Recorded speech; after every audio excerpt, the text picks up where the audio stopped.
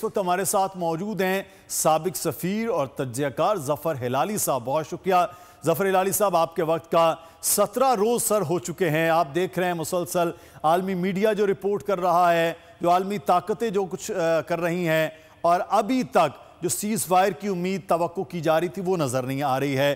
غزہ کی جو صورتحال ہے, کیا آپ ایسا ہی اگلے آنے والے دنوں میں دیکھ رہے ہیں؟ کوئی بہتری کی توقع امید ہلالی صاحب نہیں لگ رہی؟ دیکھیے, بات سیدھی سادی یہ ہے کہ ایک ادارہ جو بنا تھا ایسے مسئلوں کو حل کرنے کے لیے اور ایسے جنگوں کو روکنے کے لیے, وہ کام نہیں کر سکتا ہے. وہ اس لیے نہیں کام کر سکتا ہے کہ وہ ویٹو پاور ادھر ہے, تو وہ بیکار ہو گیا. میرا مطلب ہے یونائٹڈ نیشنز عوام متحدہ تو بیکار ہو گیا. وہ ہمارے دنیا کو اس پیس اور سیکیورٹی جو انہوں نے وعدہ کیا وہ نہیں ہو سکتا. اب ساتھ ساتھ ایک اور فینومینا ہم دیکھ رہے ہیں. وہ کیا ہے؟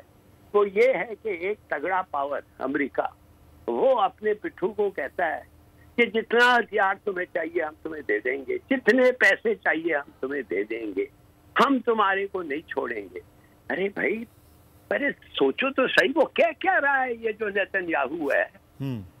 یہ تو گریٹر اسرائیل بنانا چاہتا ہے. یہ ویسٹ بینک, غزہ, یہ سب ختم کر کے مصر کے اندر جانا چاہتا ہے. اس نے بتا دیا ہے گولن ہائٹس کی ایکسپینشن کرنا چاہتا ہے, ایران کے ساتھ جنگ لڑنا چاہتا ہے. وہ تو آپ سوچتے ہی نہیں ہیں. اور پھر آپ اس کو پیسے اور امداد اور ہتھیار اور ہر چیز جو چاہتا ہے, تو یہ رکے گا نہیں ایسے. یہ کہنا کہ OIC کو یہ کرو, یہ نہیں رکے گا.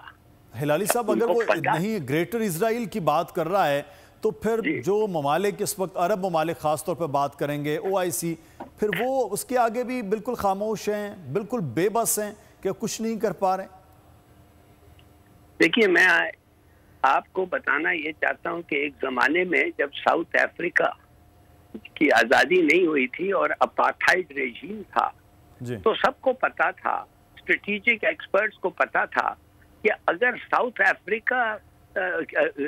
افریقہ کے ناردرن ٹپ سے شروع ہوتا اور اسرائیل افریقہ کے سدرن ٹپ سے جاتا, تو 2-3 دن میں یہ دونوں ملک جو ہیں, یہ دونوں ان کے فورسز جو ہیں بیچ افریقہ میں ملتے, اور کوئی نہیں روک سکتا ان کو. Look at the power equation. آپ کہہ رہے ہیں کہ یہ کیوں نہیں کچھ کر سکتے؟ یہ کر ہی نہیں سکتے. ان کے پاس ہے کیا کرنے کے لیے؟ آپ نے دیکھا نہیں.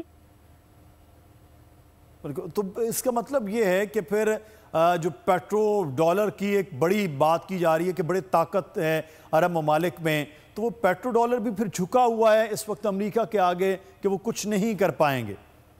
دیکھیے, یہ چیزیں ہیں جو سینکشنز آپ امپوز کر سکتے, اس سے کچھ فرق پڑے گا, اس لیے کہ یورپ کو تکلیف ہوگی, امریکہ کو تو کوئی تکلیف نہیں ہوگی نا. امریکہ تو خود کفیل ہے آئل پہ, اور اسرائیل کو اگر امریکہ وہ جا کے لے لے گا آئل, جدھر بھی پڑا ہوا ہے وہ کیپچر کر دیں گے, اس کو لے لیں گے, جیسے عراق میں انہوں نے کیا تھا. عراق کا جنگ, عراق کے اوپر جو 1 ملین لوگ مارے گئے, اور جو جنگ ہوا ہے اور جو صدام کے ساتھ جو ہوا ہے, وہ کس کے پیسے سے ہوا ہے؟ وہ عراقی پیسے سے ہوا ہے.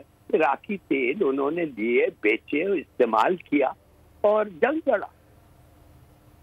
تو ہلالی صاحب, پھر اس کا مطلب یہ ہے کہ فلسطینیوں کا 1946 سے لے کر آج تک جو صورتحال ہے, آئندہ بھی پھر یہی ہے, اور خاص طور پر آج پچھلے تقریباً 17 روز گزر گئے ہیں, جنگ کی صورتحال ہے, بچے, خواتین, بوڑھے, ہر طرح کے ہاسپٹلز پر, چرچز پر تک حملے ہوئے ہیں. تو اس کو پھر کوئی روکنے والا نہیں ہوگا. یہ ایسے ہی کنٹینیو ہے کہ غزہ بھی ختم کر دو, ویسٹ بینک بھی ختم کر دو. بالکل. مانی گریٹر اسرائیل کا کانسیپٹ ہے کیا؟ وہ یہ ہے کہ ان کو نکالو اور جوئش سیٹلرز کو ڈالو. یہ آپ کے خیال میں یہ کیوں وہ کہہ رہا تھا ایجپٹ کو کہ وہ رفح کے ادھر سے ان کو نکالو, یہ غازن میں جو فلسطینی ہیں ان کو جانے دو؟ اس لیے کہ اگر, اور ایجپٹ نے کیوں روکا؟ ایجپٹ نے کیوں کہا نہیں ہم صرف امداد دیں گے, ہم آدمیوں کو نہیں ایکسیپٹ کریں گے, ریفیوجیز کو نہیں؟ کیوں کہا؟ اس لیے ان کو پتا تھا کہ ایک دفعہ یہ جب نکل جائیں گے فلسطینی ان کے ایریا سے, تو یہ کس کو لے آئیں گے؟ سیٹلرز کو لے آئیں گے, یہودی کو لے آ کے بٹھا دیں گے, उन्होंने कहा नहीं भी ये नहीं हो सकता। तो फिर इसका मतलब है कि सिर्फ मातम है, नोहा कुनाई है, इसके अलावा फिर कुछ नहीं है सर। तो जो ये जंग जो है, क्या वो सिर्फ अगर ग्रेटर इजराइल की जानिब बढ़ती है हिलाली साहब, फिर जो बाकी कंट्रीज़ हैं, जैसे आपने अभी फरमाया कि ईरान है उस पर अटैक करे, मिस्र है, मिस्र के ऊपर, इजिप्ट के ऊपर ये किया जाए, तो क्या यहाँ से कोई रद्द अमल नहीं आएगा? दो चीजें आपको बताता हूँ। एक चीज जो है इजिप्ट को $3 बिलियन मिल रहे हैं हर साल अमेरिका से अपनी फौज के लिए। वो $3 बिलियन जो हैं इजिप्ट अपनी फौज को खुश रखती है उसके साथ, ठीक है। तो उन्होंने कभी उठाना नहीं है हथियार और उन्होंने जाके इजराइल के साथ लड़ना नहीं है। दूसरे मुल्क तो तबाह हो गए हैं ना, सीरिया तो तबाह हो गया, सीरिया है ही नहीं, इराक तबाह हो गया है, लेबनान तबाह हो गया है, और ना उनको कोई डर है उन ऐसे मुल्कों से। तो आप मुझे बताएं, आर्मी अभी आपको पता है अमेरिका ने कहा है कि जो आदमी जो अमेरिका से जाके लड़ना चाहे इजराइल के लिए, वॉलंटियर्स बेशक आए और लड़े, और उनको भी इन लोग फंड करेंगे, आप देख लें। तो जब आपका कुछ नहीं, आपका हथियार बिक रहा है और पैसे आपके मिलिट्री इंडस्ट्रियल कॉम्प्लेक्स को मिल रहा है और हथियार बनाने के लिए, आपके लोग नहीं मर रहे हैं और जो पैसे लग रहे हैं वो सब वापस आ रहे हैं इन वन फॉर्म और दी अदर, तो आप मुझे बताएं उनका इंसेंटिव क्या है भाई? सही। तो सर ये दूसरी जानिब हम यूरोप को देखते हैं, कोई भी मामला होता है, इंटरनेशनल ह्यूमन राइट्स का मामला आ जाता है, बैनुल अक़वामी तमाम तंजीमें बड़ी मुतहर्रिक हो जाती हैं। यहाँ तो हमें ऑस्ट्रेलिया से लेकर तो अमेरिका तक ह्यूमन राइट्स की बात करता हुआ कोई मुल्क नहीं नज़र आ रहा। अवाम ज़रूर निकले भी हैं पैलेस्टाइन के हवाले से, उन पर भी बल्कि कुछ ममालिक में पाबंदियाँ हो गई हैं। अब यहाँ ह्यूमन राइट्स की बात फिर क्यों नहीं हो रही है? सब खामोश क्यों है? उनको फर्क ही नहीं पड़ता, इसलिए उनका अपना पॉपुलेशन तो इम्पैक्टेड नहीं है। फ्रांस में जो ये डेमोन्स्ट्रेशंस हो रहे हैं, मैं समझता हूँ 50, 60, 70% लोग जो निकले हैं वो मोरक्कन्स हैं, अल्जीरियंस हैं, उन लोग हैं जो फ्रांस में, अरब जो हैं वो फ्रांस में रहते हैं, वो निकले। चलिए 30-40% वो भी होंगे, फ्रेंच भी होगा, मगर आप देख रहे हैं उनका स्टांस क्या है, वो तो बिल्कुल इजराइल के साथ लगे हुए हैं।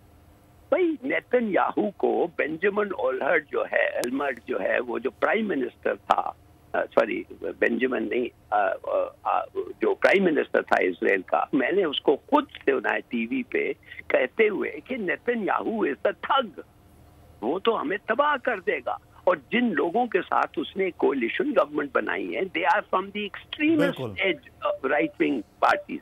तो सवाल ही नहीं हो सकता कि ऐसे लोग रुक जाए। भाई ऐसे लोग कहते हैं कि इनके फतह में ही इनका सही। हिलाली साहब बिल्कुल आप बड़ा एक अहम मामला जो है वो बात कर रहे हैं। इस वक्त जो है वो सिचुएशन इससे भी ज़्यादा हमें गंभीर नज़र आ रही है कि फ़लस्तीन में ये मामलात क्या हैं और क्या चल रहे हैं। सब्सक्राइब करें और बेल दबाएं ताकि कोई खबर रह न जाए।